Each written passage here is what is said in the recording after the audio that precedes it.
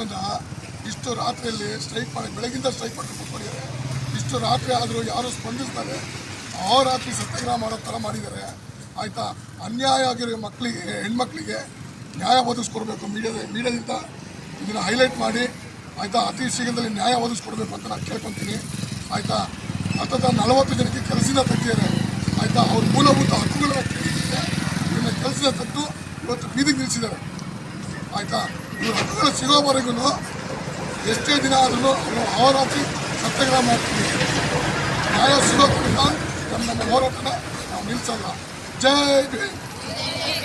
Meeting ಬಂದಿದ್ದು ನನ್ನ ಕೆಲಸ ಏನು ಗೊತ್ತಾ, ಸಂಧಾನಾಧಿಕಾರಿ. ನಿಮಗೆ ತೊಂದರೆ ಆಗಿದೆ, ಅವರು ಇದರಲ್ಲಿದ್ದಾರೆ, ನನಗೆ ನನಗೆ ಕೆಲಸ ಇದಲ್ಲ. ಇಷ್ಟೇ ಕೆಲಸ ನಮಗಿರೋದು. ನಿಮಗೆ ಅಕಸ್ಮಾತ್ ಗ್ರ್ಯಾಚ್ಯುಟಿನೋ ಇನ್ಯಾವುದೋ ಬೇರೆ ಆದರೂ ನಾನು ಡಿಸಿಷನ್ ಅಧಿಕಾರ ನಿಮ್ಗೆ ಒಳ್ಳೆಯದು. ನಿಮಗೆ ಡಾಕ್ಯುಮೆಂಟ್ಸ್ ಆಧಾರದ ಮೇಲೆ ಗ್ರ್ಯಾಚ್ಯುಟಿ ಸರಿಯಾಗಿ ಕೊಟ್ಟಿದ್ರೋ ಇರ್ಬೋದು. ಆದರೆ ಇದೇನು ಅಂತಂದರೆ ಸಂಧಾನ ಮಾಡೋದಷ್ಟೇ. ನಿಮ್ಮಿಬ್ಬರ ನಡುವೆ ಕಾನ್ಫ್ಲಿಕ್ಟ್ ಆಗಿದೆ ಅಂದರೆ ಏನೋ ತೊಂದರೆ ಇದೆ, ಅದನ್ನು ನಾನು ಸಂಧಾನ ಮಾಡೋಕ್ಕಷ್ಟೇ ಅಧಿಕಾರ ಇದು. ಅಷ್ಟು ವ್ಯಾಪ್ತಿನಲ್ಲಿ ನಾನು ನಿಮ್ಮ ಕೆಲಸ ಮಾಡ್ತೀನಿ. ಸೊ ಅದರಿಂದ ನಾನು ಏನು ಹೇಳ್ತಾ ಇರೋದು ಅಂತಂದರೆ, ಅವ್ರಿಗೆ ಹೇಳಿದ ಪ್ರಕಾರ ಈ ಥರ ಇದೆ, ಅದು ನಿಮ್ಗೆ ಒಪ್ಪಿಗೆ ಇದ್ದರೆ ಮೆಸೇಜ್ ಮಾಡಿ, ಇಲ್ಲ ಅಂತಂದರೆ ಏನಿದೆ ಅದನ್ನು ನಾನು ಮಾಡ್ತೀನಿ. ನೀವು ರೇಟಿಯಲ್ಲಿ ಕೊಡ್ತೀರಾ? ಅವ್ರ ಹೇಳಿಕೆ ನಮ್ಮ ಹೇಳಿಕೆ ಎರಡನ್ನೂ ಮೆನ್ಷನ್ ಮಾಡಿ ಕೊಡ್ತೀರಾ? ನಾವು 4-5 ದಿವಸ ಲಕ್ಷಣ, ಆಮೇಲೆ ಒಂದು 15 ದಿವಸದಲ್ಲಿ ಒಂದು ಲಕ್ಷಣ, ಆದರೆ ಅಂತ ಕೊಡ್ತೀವಿ ಅಂತ ಹೇಳಿದರೆ ಅದನ್ನು ನಾವು ಎಂಟ್ರಿ ಮಾಡ್ತೀವಿ. ಒಂದು ಫಸ್ಟ್ ಅಂತ 10 ದಿವಸ, ಎರಡನೇ ಅಂತ 15 ದಿವಸ, ಮೂರನೇ ಅಂತ ಫಸ್ಟ್ನೇ ದಿವಸ 4-5 ದಿವಸ ಕೊಡ್ತಾರೆ, ಆಮೇಲೆ 15 ದಿವಸ.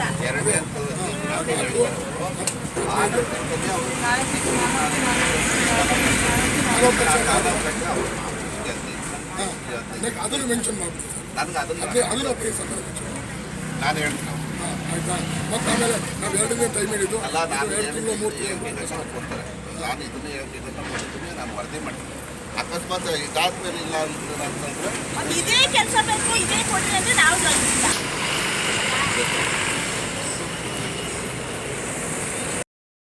ಜೈ ಭೀಮ್, ಜೈ ಜೈ ಭೀಮ್, ಜೈ ಭೀಮ್, ಜೈ ಜೈ ಭೀಮ್. ಕಳೆದ 2 ದಿನದಿಂದ ನಂದಿನಿ KMF ಅನ್ನೋ ಫ್ಯಾಕ್ಟ್ರಿಯಲ್ಲಿ ಗುತ್ತಿಗೆದಾರರಿಗೆ ಏನು ಅನ್ಯಾಯ ಆಗಿತ್ತು, ಅವರ ಒಂದು ದಿನಗೂಲಿನ ಸರಿಯಾಗಿ ಕೊಡದಲೆ ಹಾಗೂ ವಾರಕ್ಕೊಂದು ರಜೆ ಕೊಡದಲೆ ಅವ್ರಗಳ ಮೇಲೆ ಏನು ಅನ್ಯಾಯ ಮಾಡ್ತಿದ್ದೆ ಅದರ ವಿರುದ್ಧವಾಗಿ ಸತತವಾಗಿ 2 ದಿನಗಳಿಂದ ಹೋರಾಟ ಮಾಡ್ತಾಯಿದ್ವಿ. ಇದರಿಂದ ಡಿಸ್ಟ್ರಿಕ್ಟ್ ಲೇಬರ್ ಕಮಿಷನರಿಗೂ, ಲೇಬರ್ ಆಫೀಸರ್ಗೂ, ಮ್ಯಾನೇಜಿಂಗ್ ಡೈರೆಕ್ಟರ್ಗೂ ಎಲ್ಲರಿಗೂ ಮನವಿ ಕೊಟ್ಟಿದ್ವಿ. ಆದರೂ ಯಾರೂ ಸ್ಪಂದಿಸ್ತಿರಲಿಲ್ಲ. ಆದರೆ ಈ ದಿನ ಸಂಜೆ ಲೇಬರ್ ಆಫೀಸರು ಮತ್ತೆ ಬಂದು ನಮ್ಮ ಮನವಿನ ಸ್ವೀಕಾರ ಮಾಡಿ ಆಮೇಲೆ MD ಅವ್ರ ಹತ್ರ ಮಾತಾಡಿಬಿಟ್ಟು ಕಾಲಾವಕಾಶಗಳನ್ನು ತಗೊಂಡು ಮೊದಲನೇ ಹಂತದಲ್ಲಿ 10 ಜನನ ಮತ್ತು ಎರಡನೇ ಹಂತದಲ್ಲಿ ಒಂದು 10 ಜನನ, ಮೂರನೇ ಹಂತದಲ್ಲಿ ಒಂದು 10 ಜನನ, ಸೊ ಈ ಥರ 3 ಹಂತಗಳಲ್ಲಿ ಎಲ್ಲ ವರ್ಕರ್ಸ್ಗಳನ್ನು ತಗೊಳ್ತೀವಿ ಮತ್ತು ಆ ತಗೊಳ್ತೀವಿ ಎನ್ನುವುದನ್ನು ಅವರು ಲಿಖಿತ ರೂಪದಲ್ಲಿ ನಮಗೆ ಕೊಡ್ತಾರೆ ಅಂತ ಹೇಳ್ಬಿಟ್ಟು ನಮಗೆ ಆಶ್ವಾಸನೆ ಕೊಟ್ಟಿದ್ದಾರೆ. ಸೊ ಹಾಗಾಗಿ ನಮ್ಮ 2 ದಿನದ ಹೋರಾಟವನ್ನು ಈ ದಿನ ಸಂಜೆ ನಾವು ಮುಕ್ತಾಯಗೊಳಿಸ್ತೇವೆ. ಜೈ